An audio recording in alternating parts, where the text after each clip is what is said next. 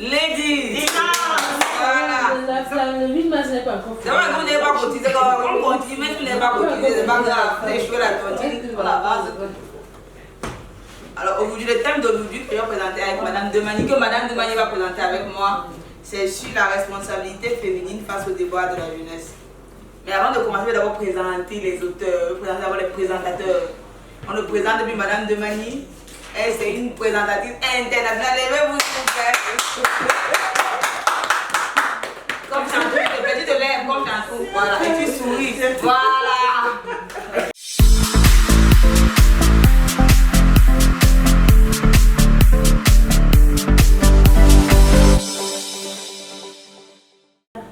Quand nous observons la société, quand nous observons la jeunesse d'aujourd'hui, on a du mal à croire qu'on aura de la relève après nous.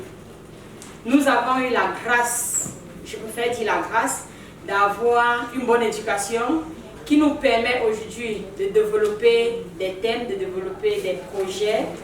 Mais seulement, est-ce que dans notre aventure professionnelle, nous sommes en train d'assurer notre derrière qui est la jeunesse? Ce qui m'a beaucoup inspiré pour pouvoir prendre ce thème, c'est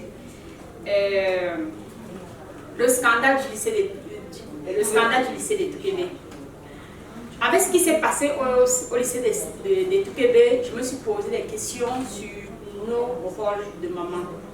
Est-ce que de plus en plus nous assumons nos rôles? C'est vrai, nous courons vers l'argent. Est-ce que nous assumons nos rôles envers ces enfants?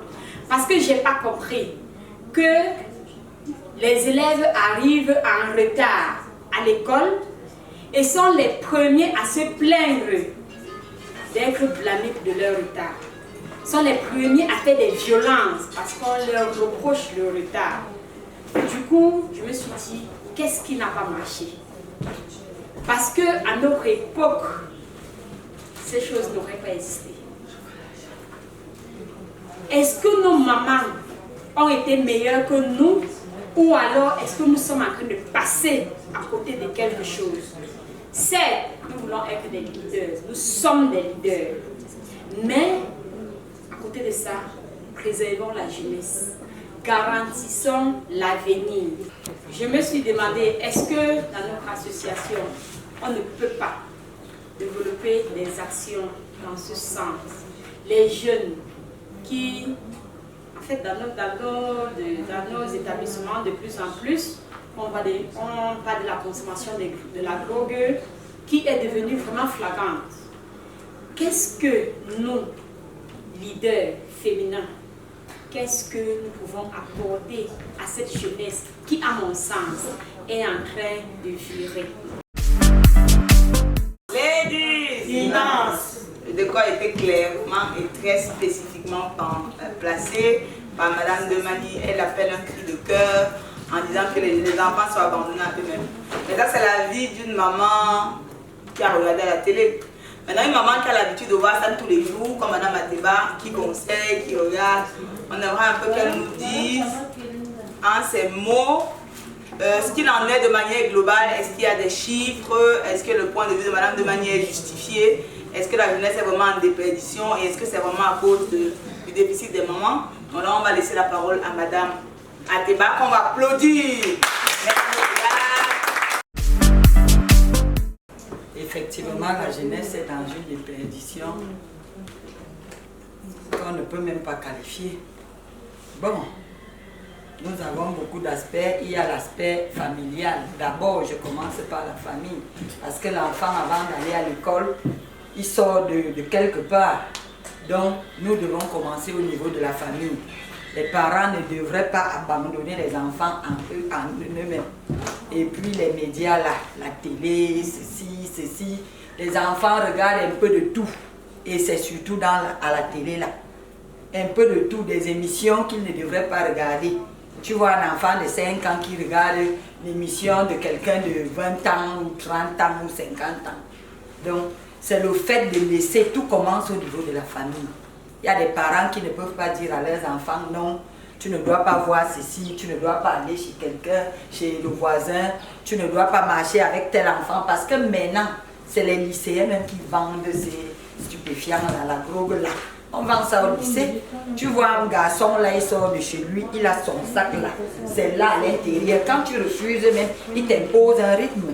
Quand il tire, il te dit toi aussi tu dois tirer. Et c'est comme ça que l'enfant prend goût. Doucement, doucement, il prend goût et il devient professionnel. Donc ça commence au niveau de la famille. Moi j'exhorte les parents. L'enfant n'est jamais soi, n'est jamais vieux chez son père ou chez sa mère. C'est parce qu'à un moment, le parent va te dire non, mon enfant a déjà 20 ans, mon enfant a 18 ans. Et dans les 18 ans là, il y a les enfants de 5 ans à la maison. Il y a les enfants de 10 ans. Quand le grand frère arrive, il est dans ses trucs, il prend ses trucs. Les petits de 5 ans voient, ils copient et les tout petits copient plus que les grands. Parce qu'il y a des enfants tellement zélés que quand lui parle, même son parent, il entre dans le sac. Il va sous le lit parce qu'il a parlé. Donc, moi je dis aussi au niveau de l'établissement, on devrait organiser. Moi je prône toujours qu'on ramène les cours d'éducation physique là, qu'on nous donnait avant. Parce que là c'était pour... Bref, ça donnait un rythme, c'était comme un guide. Parce que maintenant là, ça va dans tous les sens. Dans tous les sens. Et il faut qu'on instaure, tous les lycées devraient avoir le service d'action sociale. On devrait avoir des causeries éducatives, genre que tu sais que j'ai français à telle heure, j'ai anglais à telle heure, j'ai une heure de... Bref, cause. Oui, c'est. Et puis les causeries éducatives, là, à chaque fois, on doit choisir des thèmes, on doit parler aux enfants comme on parle aux adultes, on doit leur montrer les pour et les contre de ce qu'ils peuvent vivre là-dehors. Mais on a arrêté tout ça. C'est maintenant que moi je le vois dans les lycées, là, dans tous les services même d'ailleurs, même dans les hôpitaux, il doit y avoir un service d'action sociale. Service d'action sociale, c'est pour guider les enfants, c'est pour les éduquer. Certes, tout le monde ne peut pas aller dans le droit chemin. Il y aura des rescapés, mais on va sauver la majorité. Le fait d'exclure le service d'action sociale, le fait d'exclure, de donner un laisser-aller aux enfants à la maison, le fait d'exclure les cours d'éducation physique, tout ça, c'est ça qui nous donne ce comportement-là. Donc, Madame Ateba vient de signifier que pour elle, l'un des pas qu'on pourrait faire, c'est ramener les cours. Déjà, avoir un service d'action sociale dans les établissements, dans les hôpitaux, qui soit plus présent dans la société. Et bien évidemment, comme Madame Demani a dit, sensibiliser, nous les mamans dans les maisons, sensibiliser au berceau, pour que les enfants soient plus influencés par des choses positives. Et au milieu, nous sommes des discours pour leadership. Qu'est-ce qu'on fait? C'est là maintenant qu'on va passer la parole à l'Assemblée. Chacune peut donner un point de vue, mais surtout une proposition d'action qui peut être faite dans ce cadre-là. L'idée, c'est vraiment qu'on puisse faire quelque chose. On ne va pas changer le monde, ça c'est clair, mais qu'on ait vraiment l'impression d'apporter notre appui, d'apporter notre main sur ce qui se fait, afin de rendre la vie d'une personne ou d'une autre meilleure. Nos parents, et c'est tous nos enfants que nous avons dans la maison, dans nos quartiers, quand on voit des enfants qui se déroutent, ça nous appelle à l'ordre. On interpelle ces enfants-là, ces jeunes-là, pour les ramener sur la logique. Dans tous nos quartiers, il y a ce genre d'enfants qui n'écoutent pas, qui font à leur tête. Mais je pense qu'il y a d'autres qui peuvent être flexibles. S'ils n'écoutent pas leurs parents à la maison, ils vont dire non, la tata là m'a parlé, je veux un PC. Il y a d'autres qui sont récupérables, d'autres qui je ne sais pas. Mais on aurait quand même essayé. Mais ce que j'ai pu constater pour ma part, c'est que nous, parents, avec l'avènement des réseaux sociaux, on a fini par devenir enfants comme nos enfants. Et on veut vivre comme nos enfants et on finit par oublier nos obligations de parents. C'est pour ça que nos enfants n'arrivent même plus à nous suivre. parce que nous-mêmes, nous n'avons même plus le temps d'assumer nos rôles. Parce que, disons, on a dit la femme, on doit être forte et indépendante, on doit aller travailler. C'est ce que nos parents nous ont dit. Le premier mari de la femme, c'est son travail. Mais nos parents n'avaient pas l'intelligence de nous dire aussi que, en plus de ce travail-là, on devait aussi assurer ce qu'eux nous avaient légué comme éducation. Et quand nous, on entre dans le monde du travail, on entre aussi avec les réseaux sociaux et on est complètement perdu. Quand on rentre à la maison, on est fatigué, on va se coucher. Quand on se couche, on ouvre le téléphone. On n'a plus le temps de rien, on regarde. Le matin, on sort. Donc, prenons du temps d'abord de nous rassurer que nous sommes mûrs, assez matures pour faire des enfants. Et quand nous avons des enfants, prenons le temps de les observer quand on rentre du travail, soit quand on rentre du travail, soit avant de partir au travail. Le temps d'être responsable de nos enfants. Responsable veut dire réponse et être capable de répondre à nos enfants. En d'autres termes, si tu marches dans la rue, on te dit ton enfant a fait ça, est-ce que tu es capable de savoir si ton enfant peut l'avoir fait véritablement ou pas? Est-ce que tu as suffisamment pris le temps pour observer ton enfant, le connaître et comme Madame Ekou m'a dit, le corriger? Si ton enfant voit les transsexuels et qu'il dit c'est pas mauvais d'être transsexuel, est-ce que tu sais que ton enfant a cette position et est-ce que tu es d'accord avec ça?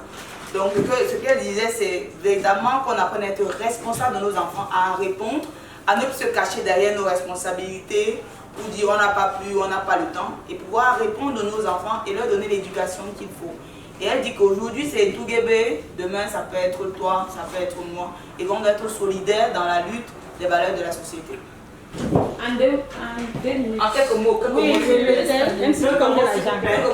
Oui, je On dit qu'avant que tu ne comptes l'argent, je t'occupe à compter l'argent. Tu as su tes arrières. Oui, restituez-moi s'il vous plaît, vraiment. Non, je me donne, je suis là. Tu vas là ton voisin, comment? Moi, je dirais la responsabilité de la femme dans le monde moderne est beaucoup plus difficile. Très difficile, dans le sens où à l'époque de nos parents ou de nos grands-parents, vraiment la mère savait que voilà, elle subvient aux besoins de la famille. Elle n'avait pas beaucoup d'efforts, elle n'avait pas beaucoup de challenges. Elle n'avait pas, si je veux dire ainsi, elle ne rêvait pas. Elle savait que vraiment voilà, mon rôle de lui, c'est de m'assurer que les enfants ou papa ou maman ne manquent de rien. Là, c'était vraiment plus facile. Tu pouvais facilement suivre ton enfant, avoir la main sur l'enfant. Tu pouvais lui donner toute l'éducation nécessaire, tout l'amour nécessaire même que l'enfant a besoin pour son épanouissement. Aujourd'hui, malheureusement, on est dans un monde où il faut se battre. On n'est plus dans un monde où tu vas seulement rester à la cuisine. On est dans un monde où on dit, femme, tu as le droit de rêver. Donc la femme fait face à deux enjeux. Elle doit d'abord elle-même rêver, s'assumer d'abord en tant que personne, s'aimer d'abord elle-même. Et ce n'est que quand elle réussit à s'aimer qu'elle peut donner l'amour aux autres et donc à ses enfants. Donc maintenant, moi je dis, dans ce monde-là, vraiment, qu'est-ce que la femme doit faire? Elle doit juste se battre à trouver le parfait équilibre. Parfait équilibre, c'est quoi? C'est de savoir que si j'ai 24 heures dans une journée, je fais un planning où je donne un peu de moi à moi-même, un peu de moi à X, un peu de moi aux enfants, un peu de moi à moi. Si on sait maintenant au niveau des enfants, si on part du principe que après elle, ce sont ses enfants qui sont sa priorité, je dis n'importe quoi, ça peut être, chacun peut décider de choisir son échelle, ses zones de priorité. Donc si on part sur ce principe-là, moi je dirais vraiment, la femme doit challenger et elle ne doit pas être frustrée. Parce que à côté de son rêve d'accomplissement, de son rêve de rapporter quelque chose à la maison, de son rêve de donner du mieux qu'elle peut à son enfant, de lui donner la meilleure éducation, de lui donner les meilleurs loisirs, ça a des coûts. Ça peut forcément impliquer à un moment donné que la mère soit absente. Que cette absence-là, elle puisse véritablement manager de telle sorte que ce soit juste ce qu'il faut pour ne pas fragiliser l'enfant. Donc c'est un travail, moi, pour ma part, que la femme doit pouvoir faire. Elle doit pouvoir vraiment de façon optimale dire, oui, je dois être présente pour mon enfant, pour l'aider à évoluer dans cette société. Si tu dis ma journée est de 24 heures, la journée c'est 24 heures, c'est 3 fois 8.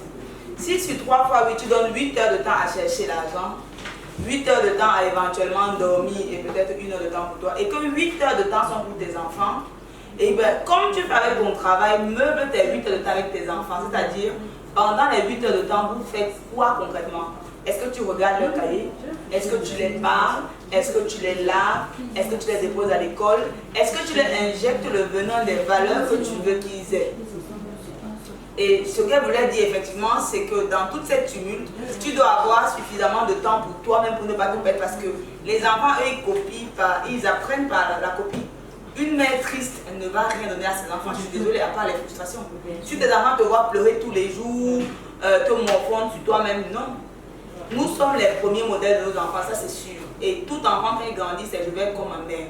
Donc si tous les matins tu pleures de ton boss, tu pleures de son père, tu pleures, tu vas fabriquer simplement un enfant frustré.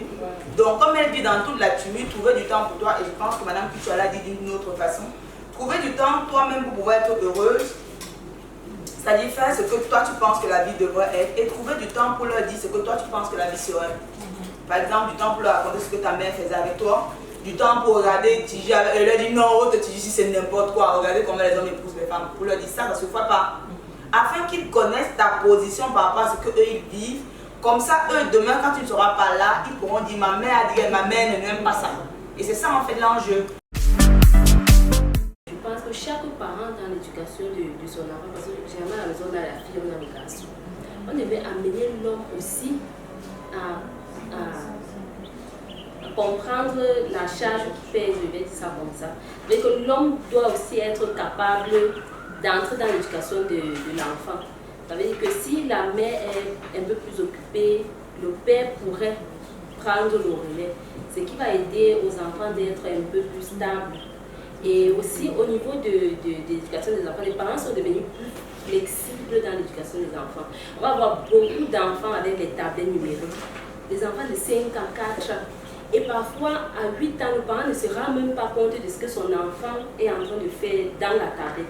À un niveau, l'enfant met les puces ou bien télécharge des trucs bizarres sur Internet et tout. Et parfois, les parents sont tellement occupés aux activités qu'ils ne s'en rendent même pas compte. Je pense que les parents doivent donc devenir un peu plus stricts à ce sujet. Et aussi au niveau de la télévision. L'enfant doit, dans les dessins animés maintenant, on montre carrément les hommes qui sont ensemble, dans les dessins animés, qui s'embrassent. C'est un peu léger. Quand tu dis quoi à l'enfant, moi ma fille m'a demandé ça. Est-ce que l'homme, le garçon ou l'homme en général, la tête est rasée? Quand elle voit à la télé un enfant, un bébé qui s'est tressé là, tu lui expliques comment? Il s'est tressé, pourquoi? Il s'est tressé, oui, tu lui expliques comment? On doit être beaucoup regardant surtout là les dessins animés que nos enfants visionnent et être strict. Que l'enfant doit connaître que ceci, on a refusé. Les pleurs, les enfants sont les first pour nous parce qu'ils aiment bien pleurer. Pourquoi on s'aide. Donc c'est un peu ce que je veux ajouter.